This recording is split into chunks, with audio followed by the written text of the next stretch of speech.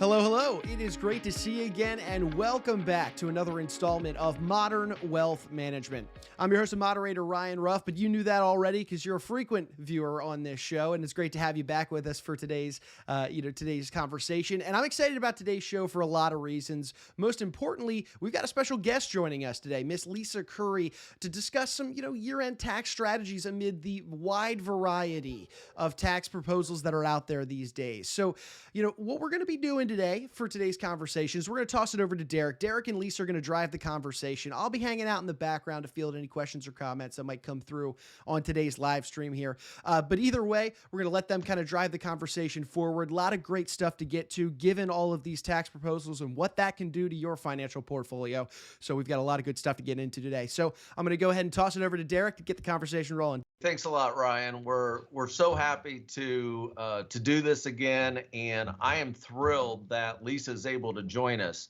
One of the things that makes Monon Wealth Management a little bit different than other investment management firms is that we really focus in on advanced planning through what we call a virtual family office, and that is where we really understand who our client is and then try and build a professional team around that individual or family so that we can not only increase their wealth through proper investment management, but also do 4 other things: mitigate taxes, help them get their arms around the things that they already have so it can't be taken away from them unjustly, make sure that they take care of their heirs, and then maximize their charitable donations to whatever extent they are charitable.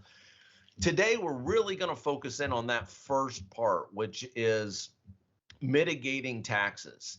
And I'm not real sure if there's ever been a year where I've been in business, and I've been in business now for more than 20 years.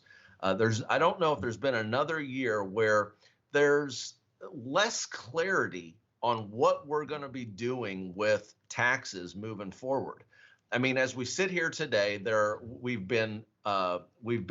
heard all kinds of different proposals that have been suggested. We know that Congress and Senate and President Biden, everybody has their own agenda. They're trying to figure this thing out and trying to negotiate where we move forward. So with a lack of clarity that we have right now, I really wanted to bring in one of our most important partners, and that is Lisa Curry. Lisa is a tax expert and a partner at Katz, Sapper Miller, and I want to introduce you to her right now. Lisa, how you doing? Hi, Darrick. Good to see you. Thanks for having me today. Oh, I appreciate you carving out some time in your schedule to spend some time with me and our clients and all the viewers. Lisa, just to kind of kick things off, why don't you tell us a little bit about the firm, about you and the firm that you work for? Sure. So as Darrick said, I'm a partner at Katz, Sapper Miller. Otherwise, sometimes you hear us referred to as KSM. So either of those, that's who we're talking about here. We've been around, we've been doing business for coming up now on 80 years, have primarily been focused, a public accounting firm that has primarily for decades been focused on tax and audit services. Still, our core services that we provide are definitely in that tax and audit field, but then we've grown exponentially over the years, grown with new clients, with our original clients, in helping them expand their business, sell their business, grow their business, give to their children, pass along in their family, really kind of anything you think. We're very entrepreneurial based, so we've got a lot of kind of what you would call mom and pop shops that we've worked with from the beginning, and then we go all the way up to multi-million-dollar clients that we work with from a, like I said, audit or tax standpoint. So kind of cover the array of being, what you hear in that trusted advisor role for our clients. That's great. Go ahead.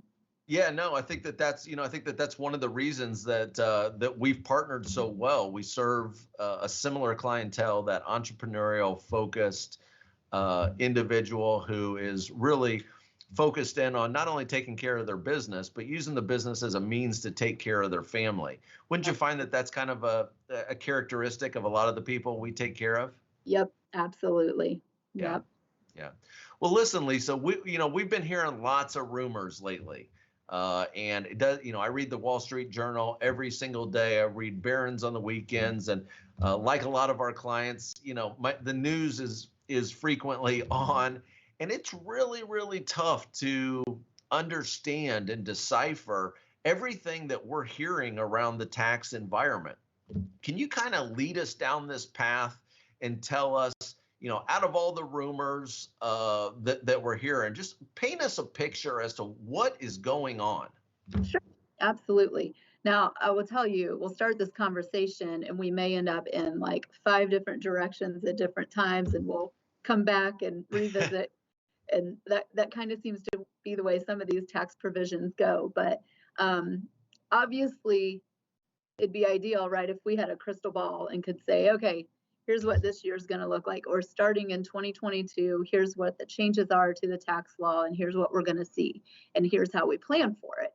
I think, as you alluded to earlier, this year has been a tricky one when it comes to trying to provide those planning services, whether it be just around your tax planning for your business, for you individually, or if it's as far as if you're close to that kind of succession planning, and is it time to sell my business? With a lot of the stuff that was talked about in these early provisions earlier in the year, people, I think, were kind of rushing to, hey, if I'm close to selling my business within a couple years, maybe it's time, because I want to avoid these increased tax rates that I'm hearing about, and I want to avoid the increased capital gains rates that I'm hearing about. So I think there were a lot of people exploring those options, kind of looking at those types of things and planning in that way. And now, as we talk more, you'll see, and I won't go through all of the history, but the current proposal that is out right now that's waiting on the Senate to pass has pulled a lot of those changes out that we heard about in the beginning.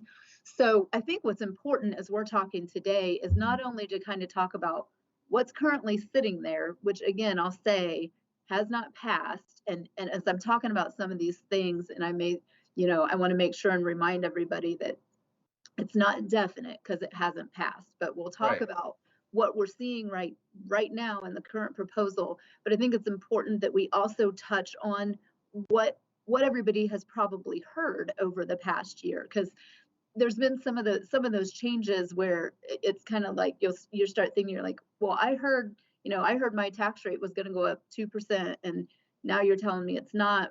Was I dreaming? Was I crazy? So I just think it might be important for us to kind of touch on those and say, well, yes, this is what you've heard, this is where it's gone, and here's where we're at right now. Yeah.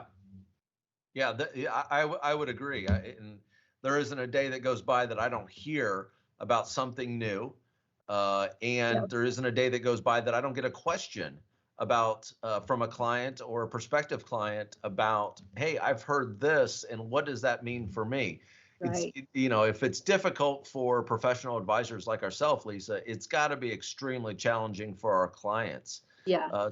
And difficult. I mean, look, I have notes with me, because literally, as we're sitting here having this conversation, some of these things we're talking about could be changing, as we're talking. It's just such an ever-changing environment with some of this stuff. So yeah, I'm sure it can be it's overwhelming for people who aren't in this industry and in this field every day to hear some of the stuff they're hearing and know what to do with it.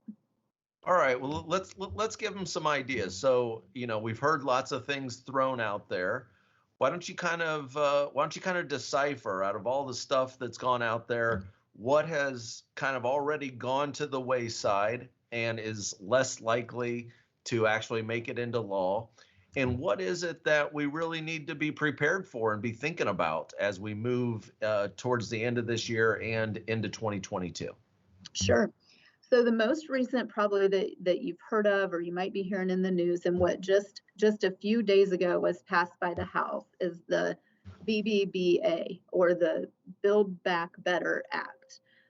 There's lots of acronyms you hear on different things, and we'll touch a little bit on obviously the past 2 years, year and a half, 2 years, there's been lots of different acts related to COVID that have had lots of tax implications. So lots of acronyms out there, and it's like, what's this act and what's that act? But where we sit right now with the BBBA, one of the I wrote down kind of the top 3 things that probably affect most of the people listening to us today, is a lot of conversations back in May when the first, the Green Book is what was coming out with new tax provisions. One of the hot topics that was being talked about is that corporate income tax rates were going to increase.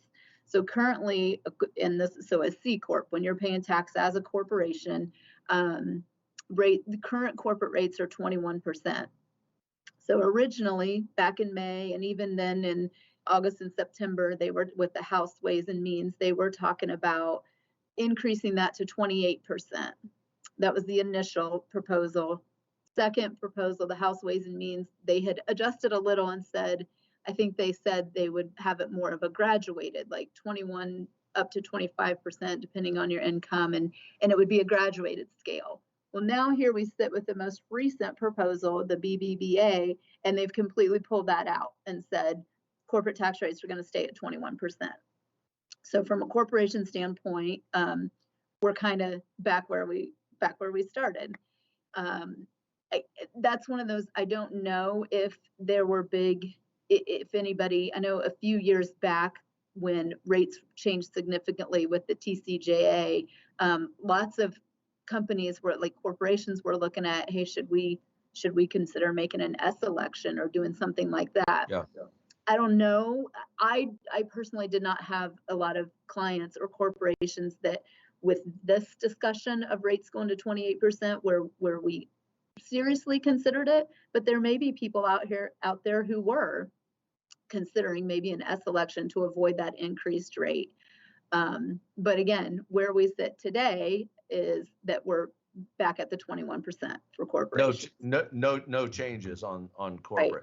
And I'll tell you that, one of the reasons that is so important for our clients is even if they don't own or if they don't participate in a C Corp, well, I got news for you. Every publicly traded stock that's currently in your portfolio is a C Corp, and them and increasing their tax rates on that corporation would seriously have an impact on future looking after tax earnings, which, as we know, ultimately can affect stock prices.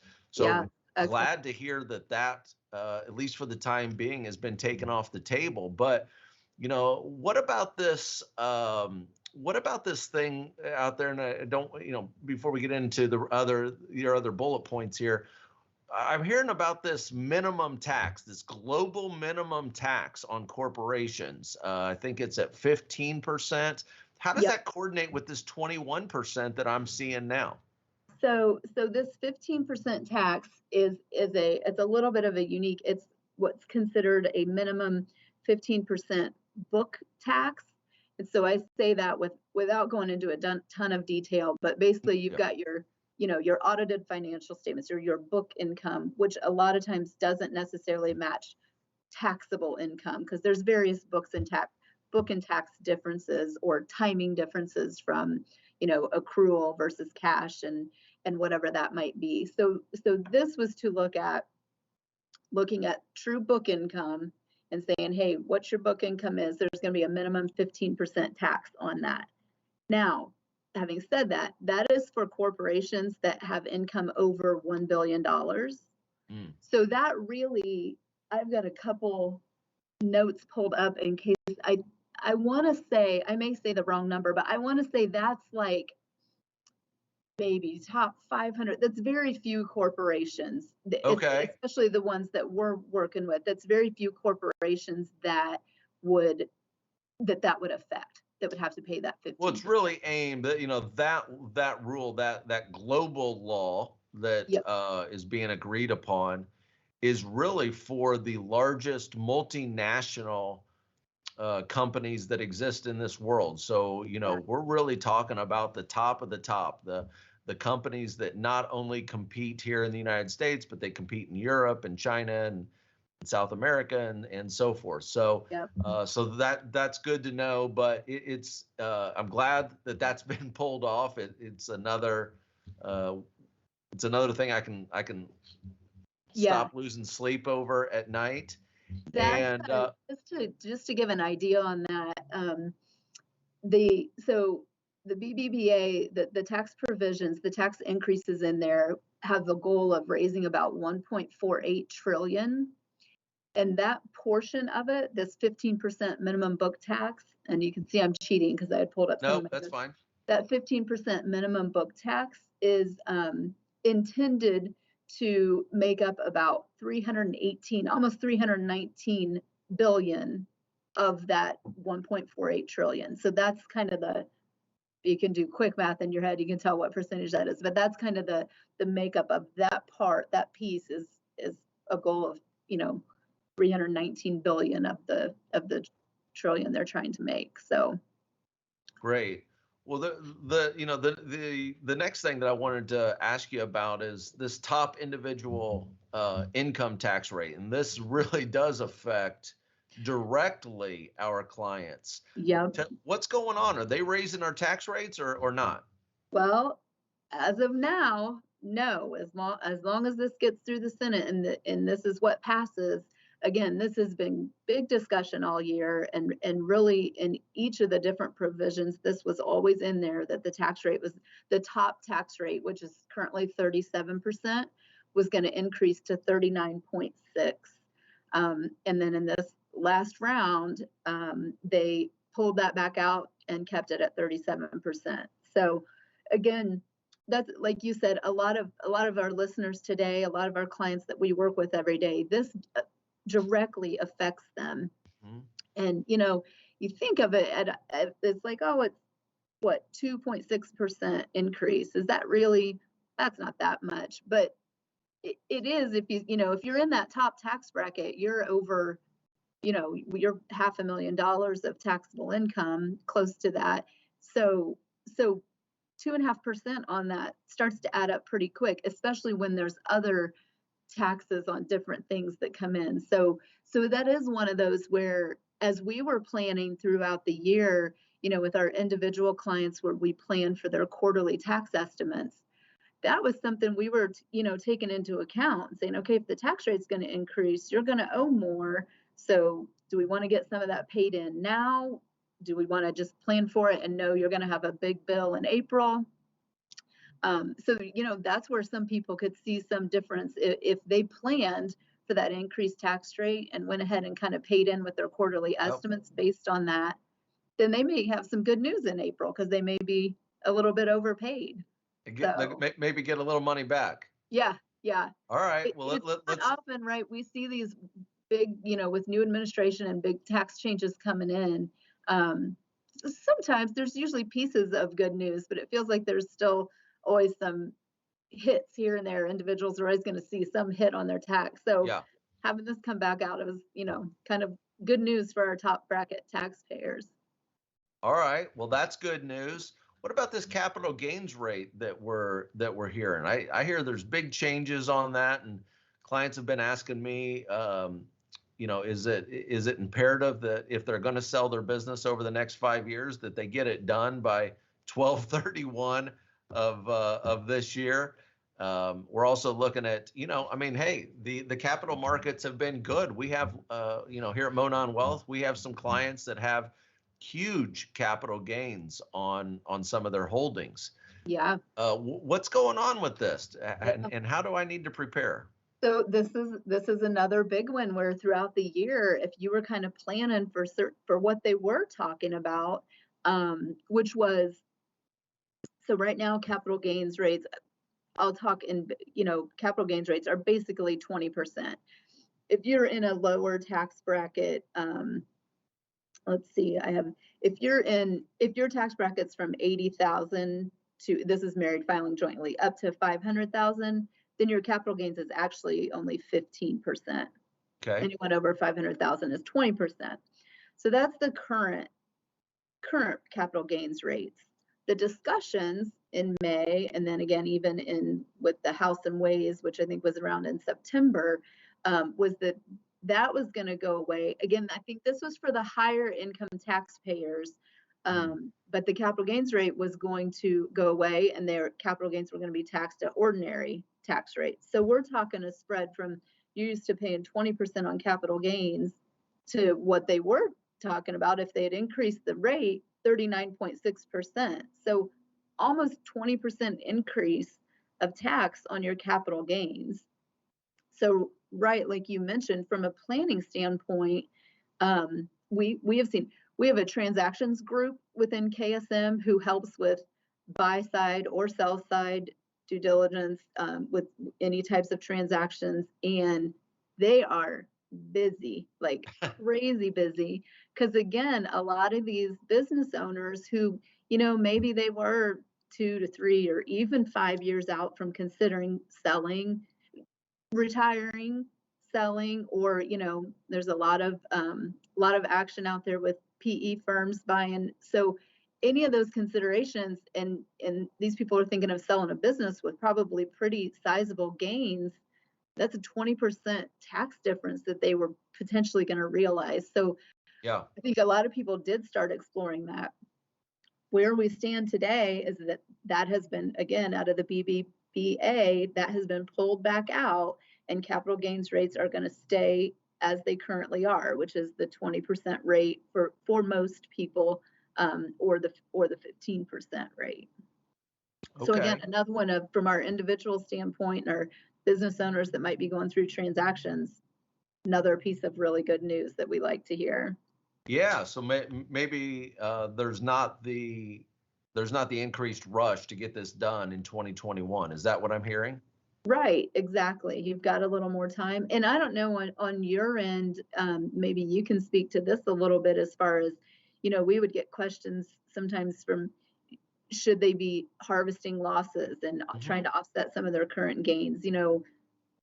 Obviously, that's always one of those topics where it's like, from a tax standpoint, here's what it could do, here's what we could save. But again, ultimately, you've got to be involved in what's best for their portfolio and their investment strategy and what that looks like. So I'm sure that's conversations you've been having with your clients in navigating these potential capital gains changes.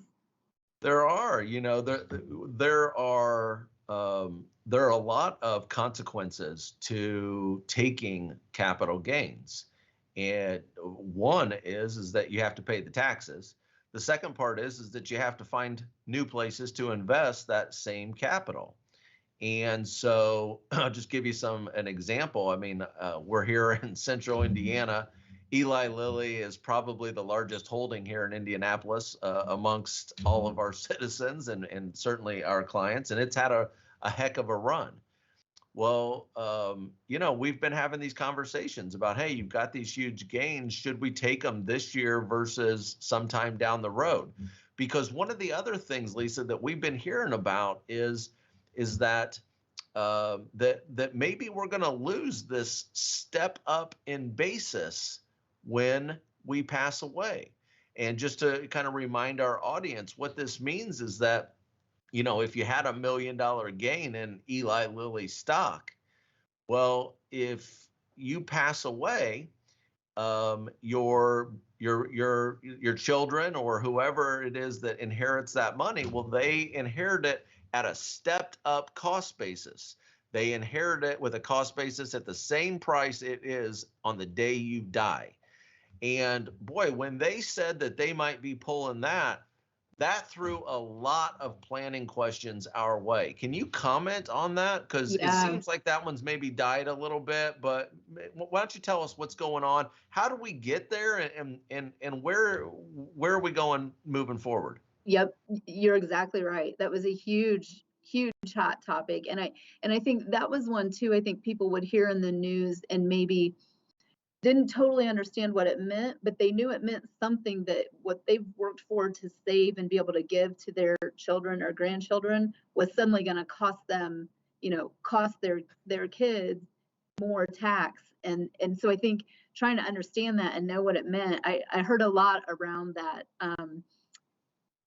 But yes, where we stand today is they have pulled that back out. So that was the discussion that was in the original provisions, was that they were going to take away that step up in basis. So essentially, in like the example you gave, if someone's got stock that they've held for a really long time, they may have very low basis in it, and then they pass away and their kids inherit it.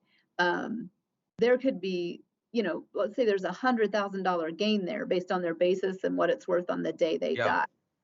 Right now, that $100,000 gain basically goes away because the who inherited it gets the basis, like you said, on that date. It goes away for tax purposes. There's no taxes that's going to be paid on that 100,000. Exactly. And they were talking about pulling that out and saying, nope, when they inherit that, they've got to pay tax on that gain. They don't get that step up in basis. And that, that could have been really big for people. And yeah. Well, it's one thing if you own some liquid Eli Lilly stock and you can sell some of it to cover the taxes. But I want you to think about if it is a family that owns a trucking company that's $70 to $100 million trucking company. Right. Well, if they didn't get that stepped up cost basis, my guess is it's going to be awful tough to come up with, what are you going to do? Sell 40% of the trucks? It's really difficult. Or I want you to think about all the farmers that we have here in central Indiana. It's long been known that estate taxes are one of the main reasons that families lose their farms. Yep. Well, now they're adding this really right on top of it. And it just seems like it's something that we really need to keep our eyes on as we're advising these high net worth families on their largest assets. Yep. You're exactly right. And that just fitting right in with kind of where we're at now and what we're talking about with the step up in basis. We obviously should go ahead and mention too, the other big discussion around estate planning is, the current lifetime exemption is 11.7 million, I think. I forget if that's 2021's or if that's what 2022 is going to be, but 11.7 million is your lifetime exemption. So in your lifetime, you can gift up to 11.7 million without having gift tax implications on you or the person that you gift to. The proposals early on this year were saying that was going to go back down to 5 million, I think increased for inflation, but back to 5 million, which is what it was a handful of years ago. I forget how long we've been at the increased amount of 11 million. So that, again, was huge. That's where I had a lot of clients looking at that saying, okay, they maybe had some gifting strategies planned over the next, 10 years of their life based on their age or what they were planning on doing. And they accelerated a lot of that to get it gifted before the end of this year to make sure they could use that 11 million. Now that is pulled back out and we're still at the 11.7 million. So again, one of those where we were kind of just chasing our tails, that felt like this year, and trying to plan and plan wisely, preserve our wealth, save in taxes, care for our heirs, children, like all of it, and trying to do the right thing. And there's some charitable aspects in that as well, isn't there? Exactly. Yes. And then it comes back around where we're back where we started, which again is great news. Now, I will tell you right now that 11.7 million lifetime exemption, it is scheduled to sunset in 2025. And at that point, we would go back to, I think it would be 6 million beginning in 2026. I was talking with one of my tax partners, and he feels like that will probably still change before the end of 2025. He thinks, again, no crystal ball. We talked about that earlier. We don't know this, but he was saying he would be surprised if we really go back down to the 5 or 6. There may be some slight changes to it, but he feels like something new will come along that will keep it at this higher level. Okay. All right. Well, that's good news, but it's, you talk about chasing your tail. That's really, I know that sometimes in our profession it feels like that, but that's what it really is. When we're stress testing a client's situation and we're putting it through its it's tests. You know, we don't know what the future holds, but what we can do is properly position different strategies so that no matter what happens, the client is still getting the very best outcome. So audience, what I want you to hear from Lisa is that she doesn't know exactly what's going to happen, but she's working with her clients on a regular basis to say, hey, no matter what happens, you're still going to be taken care of. And it sounds like a lot of the actions that people have been taking throughout 2021, well, maybe they were unnecessary this year, but just as easily this could have gone a different direction. So in talking about it going in a different direction, I mean, all we've talked about is, hey, these things aren't changing. Lisa, what is changing? So that is a great question. One of the big things that, again, when we say is changing, it's if this passes, but one of the things in there are some things that we think will definitely pass that are around foreign tax, and that's kind of its own unique little world. So that's one of those where, without going into a ton of detail, if you're involved in some sort of, ownership in a foreign entity or have foreign tax, that's something we should talk about offline and look at, because there are some changes in there that will likely go through. Yeah. One of the big things that probably affects most people listening, I think, would, at least a majority of my clients do this, I'm sure a lot of yours do, your clients that we don't share, is this backdoor Roth conversion. Yeah. That's a very hot topic. Lots of people doing the backdoor Roths. Give a high level overview of that. It's basically a way to, you can contribute to a traditional IRA, even if your income's too high. So it's a non-deductible contribution to an IRA. And then you can immediately convert that contribution that you just did in your traditional IRA into a Roth. So no current tax implication on that, because you had basis in the contribution you made, you converted it to Roth. So now it's in the Roth that is is going to grow. And then when you take it out in retirement, or when it goes to your children or grandchildren, that's not taxable. So obviously, benefit of having money in that Roth. The BBBA right now has taken away that ability, because basically what they're doing is saying, I mean, you can still convert money from traditional to Roth, but it's going to be on a taxable basis, because basically what they're taking away is that you can no longer make those non-deductible traditional IRA contributions. Okay, so just to clarify there, we still can do Roth conversions. Yes. But what you can't do is what's called the backdoor Roth, which is where you make an after-tax IRA contribution and then immediately convert that to a Roth. Right. That's going away from what I hear, not because of the conversion aspect, but because you can no longer make an after-tax IRA contribution. Exactly. Is that correct? Yep, that's exactly right. Okay. And this applies to the backdoor Roth that a lot of people have probably heard of, which is, your traditional IRA contribution is $6,000, it may be $6,500 this year. Yeah, it goes up a little bit each year. Yeah. And then there is also what's become a little more popular recently is what people refer to as a mega backdoor Roth.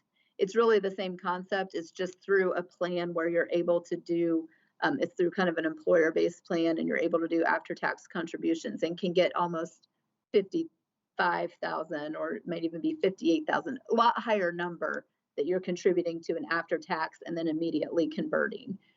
Same concept, just mega, like it's called. Okay. Bigger money. So is that as popular? I mean, a lot of our clients now within their 401k plans have the option and the availability to make Roth 401k contributions. Right. Are we still okay there? And how does that differ from this mega Roth conversion that you're talking about? So the mega Roth it's different in that there's not the component of contributing directly to a Roth. You're contributing to a regular 401k plan. but using after-tax dollars. So you've done your deferral, your 19.5, and then your plan is set up such that there's additional ability to contribute more. I don't know all the details on all the plans, so it may be where you've got to look at census and look at your highly compensated employees, and those are the ones who are able to do this. But they've got this extra money that they can put away after tax through their employed plan, and then immediately convert that to Roth. Well, I know you and I have worked on some of those plans in the past, and certainly we're still still able to help people out with that. So we know that the backdoor Roth is going away. The ability to do traditional Roth conversions, that hasn't been taken away from us, correct? Correct. You can still do that. They will just be on a taxable basis. Now, so, one kind of highlight or planning point to think of is, because you can do these Roth, your traditional IRA contribution and then Roth conversion, you have until you file your return. So you have until April 15th of 2022 to do your 2021 contribution and conversion. Yeah. One suggestion that we're encouraging clients, just because when and if they do pass the Senate, when they pass the BBBA, we don't know if it's going to be retroactive to some point in 2021, if it's going to be starting in 2022. It may start in 2022, but if you haven't already done those Roth conversions, you can't still do them. Yeah. So our suggestion would be, if you typically do that, and sometimes maybe you don't do it till March or April when you're filing your return, go ahead and get that done before the end of the year. Okay. So one takeaway there is, if you're going to do an after-tax IRA contribution and then consider converting it to Roth, get that done before the end of this year. What else is changing? Where are they coming up with all this money? Right. So we talked about there's a couple other between the foreign stuff, and then there's a small corporate tax buyback. So if you're buying back corporate stock, again, that's a very minimal portion of people that will apply to. Another two of the bigger sections where they're getting some of this money that would have probably or could likely affect some of our listeners are going to be this. There's going to be this extra surtax of, now this is for the high income taxpayers. So if we've got individuals with income over $10 million, they're going to have a surtax of 5% on that income. So you're already paying your 37% ordinary tax rate. You have an additional 5% surtax. And then anybody over 25 million will have an additional 3%. So potentially a total of 8% surtax on top of your regular rate. Now, again, these are high income numbers that we're talking about. So it's the very I don't even know anybody that has an income that high. Is this kind of clientele that you're working with? I should not have any clients. Now, I say that. I shouldn't have any clients that will be affected by this, unless there could be some in a year of a transaction. If they sold their business, they could have income over 10 million from the sale of their business. So it could apply to some. And that's where I wanted to go with that, because most people think about, a $10 million income. I mean, come on. What percentage of people actually have a W-2 that reads $10 million, right? I don't know of anybody. But where it does come into play is what, like we mentioned earlier in this conversation, is that we have a tremendous amount of clients that are considering their succession planning, considering what are they going to do with this business that they've worked so hard and they've built up. This is a tax which would absolutely or could absolutely affect those individuals, because in that year that they do that transaction, that year that they sell their business, well, they absolutely could have income over 10 million, as the price of their business could be 20, 30, or like some people we know, they're selling their business for 100 million. Yeah, exactly. So that's one area. Another thing that is in there that's going to create some of this this tax revenue is there's a 3.8% net investment income tax that's going to be expanded to all business income. So when I say that, you maybe have heard of that. It's sometimes referred to NIT tax. So right now, there is a 3.8% tax on, it's called the 3.8% NIT tax. So it's on your net investment income. So any passive income that you have, your interest, your dividends, your capital gains. And then if you have passive income from, maybe you're an owner in a business, but you don't actively participate in it, that's considered passive income. All of that income currently has this additional 3.8% tax that's applied to it. They are expanding that now so that 3.8% tax is on all business income.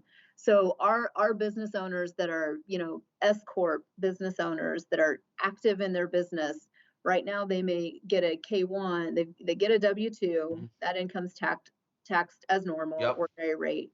It doesn't apply to this NIT. Then their S Corp K-1, their income that comes through to them from that, since they're active in that business, it does not, the NIT currently, the 3.8% does not apply to that S Corp income. Going forward, if this passes, it will. So there'll be this additional 3.8% on all business income. So from an S Corp standpoint, that one of the benefits of an S Corp is that you've got this kind of little bit of a play in saving in some payroll taxes, because your S Corp income that you get is not self-employment income.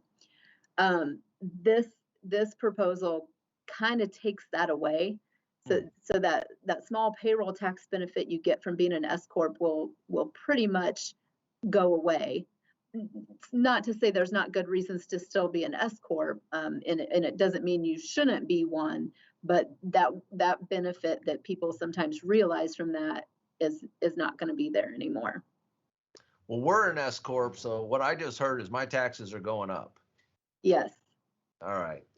Well, let's kind of wrap up this conversation. I think it's gone great so far, but let's just wrap up this conversation with an overarching, what can wealthy business owners, what can they do in this environment of change and uncertainty? What can they do to make sure that, one, that they're not missing out on any opportunities, and two, that they're not setting themselves up for some type of failure moving forward? What can they do to really improve their situation? Yeah, I think first and foremost, which we've kind of already talked about in the beginning, is having that right team around them to kind of stay ahead of the game when it comes to preparing or planning or knowing what you've got, knowing the value of your business, and knowing what your ultimate goal is with it and what you want to do with it. Having those heirs that are ready to take over, or are there none, and are there potential buyers out there that you want to consider? I don't think it's ever too early to kind of explore those options and have a game plan of where you think things might go. And I guess I say that with, if anything, this year has proven that we don't know what's going to happen. And we heard all these different tax law changes that were going to have, that could have happened and could have a huge impact on that. So people are kind of rushing around and scrambling to figure out what they want to do to best save. And then now, luckily, a lot of that's pulled back out. But like you said earlier, in 2 years or 3 years or next administration, this could all happen again. So kind of staying ahead of the game and having a plan in mind of what you've got, what you want to do with it, where it's going to go. I think that's always important. Working with your advisors. And now, like I said, there's not a ton of true like tax rate changes or big things going on where you can do a lot to try to avoid. There was 1 year when if corporate tax rates were going to be increasing, we would have said, leave some money in your corporation this year while it's still a 21% rate, and then pay it out next year. Those rates aren't changing, so that's not something that you've got to worry about trying to do. there's always the basics when it comes to year-end tax planning. There's always the basics of looking at your business, or do you have some big capital expenditures? I mean, we always try to accelerate expenses, accelerate any deductions you can. Do you have any big capital expenditures that you might make? Well, if you do that before end of year, you can take bonus depreciation and get that deduction all, in this current year. So kind of some of those typical things that we would look at and suggest each year. One thing I would throw out there that we haven't really talked about, and it could be a whole nother 30-minute conversation, but I at least want to mention some of the COVID-related benefits that we've seen. One of the big ones right now are the ERC credits, or employee retention credits. A lot of business owners may have heard about those and thought, well, my business, I mean, I'm still here, I'm still open, business is going well, I'm sure I don't qualify for those. If you haven't looked into that, you should check on it, call your advisor, ask them about it, because we've got a lot of clients that were able to qualify for some of those credits. And I've got some clients that they're not huge, and they're seeing $130,000 credit, payroll tax credit from these ERC credits. So that's one thing, that there's different requirements that have to be met, and levels of complication and calculation. So we won't go into all that detail, but I do want to throw that out there, that if you haven't looked at it, you should at least explore that and make sure it's a quarter by quarter thing. So there may be a quarter in 2020, because we can go back and amend the payroll tax returns to claim these credits. Yeah. So there may be a quarter in 2020 where your receipts were down compared to that same quarter in 2019. They may have been down enough to qualify you for these credits. And it's, Right. It's up to, in 2020, it was a potential of a $5,000 credit per employee per quarter, obviously based on certain, calculations and restrictions. But sounds like there's some opportunity there. yeah. And Lisa, I really appreciate your time today. Ryan, before I toss it back to you, I want to reframe kind of what Lisa just talked about. With all the changes that are happening right now, we have changes politically, economically, socially, and as we talked about today, taxation, right? So we have lots of things going on. And I don't know if, in my 20 plus years of experience, if I've ever seen an environment that really lended itself more to getting a second opinion or a stress test upon your situation. Lisa and I both talked about having a team.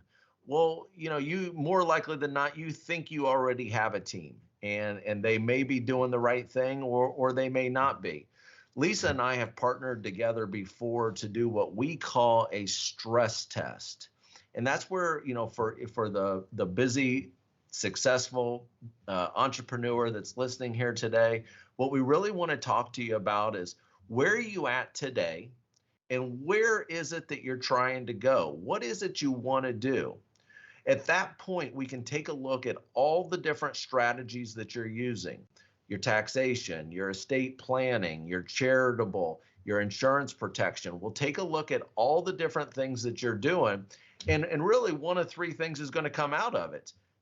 One, hey, everything's perfect. It's exactly the way that it should be. You're taking advantage of every single opportunity and navigating around every single barrier that's in your way. Congratulations. Stay on that path. The second thing that could absolutely come out of it is that there's a couple of items on your opportunity or your checklist board that maybe they're substandard. They are not at the quality that they should be, or maybe the strategies are a little bit outdated. That's an opportunity for Lisa and myself and the rest of our team to raise our hand and say, hey, here's a couple things that you really ought to look at. And, I think you got good advisors. Why don't you go back and talk with them about fixing these minor issues in the plan? The third thing that could happen is that there could be room for significant improvement. that you are currently not maximizing your opportunity and aiming yourself up to the very best future that you have. And if that's the case, Lisa and I are going to partner with you, show you what those opportunities are, and then show you a path as to how we can all work together to fix and improve your situation to make sure that ultimately you end up at your ideal future. And so with that, I just want to throw that out there and say, in my world, if you have any questions at all, if you have any doubts that you're missing out on some things and don't really know where to go, partnering or coming in here, partnering with Lisa and myself to do what we call a complimentary stress test and really taking a look at your situation is the best path to make sure that you're taking advantage of everything that you should. With that, Ryan, I'm going to throw it over to you to wrap this up. Alrighty, thank you so much, Darrick and Lisa. A great conversation today. Appreciate you both carving time out of your busy schedules to be with us and the viewers today. And then a quick message to you, our viewers. If you like today's conversation, if some of these year-end tax strategies, really resonate with you and your portfolio, please do us a favor. Like the show, comment, subscribe to it on whichever platform you're checking us out on today. And then, of course, share this information with friends, families, those business owners that Darrick and Lisa had chatted about today, because at the end of the day, this show, these conversations, they're meant for you. We're going to be bringing on some great guests, some great partners that Darrick's been working with over these last 20 years, and having some other great conversations with them surrounding some of these wealth management related strategies. And we would hate to have you miss out on any great conversations down the road. So for Mr. Darrick Hutchins and Miss Lisa Curry, I'm Ryan Ruff. We're saying so long today, and we thank you so much for joining us on today's edition of Modern Wealth Management.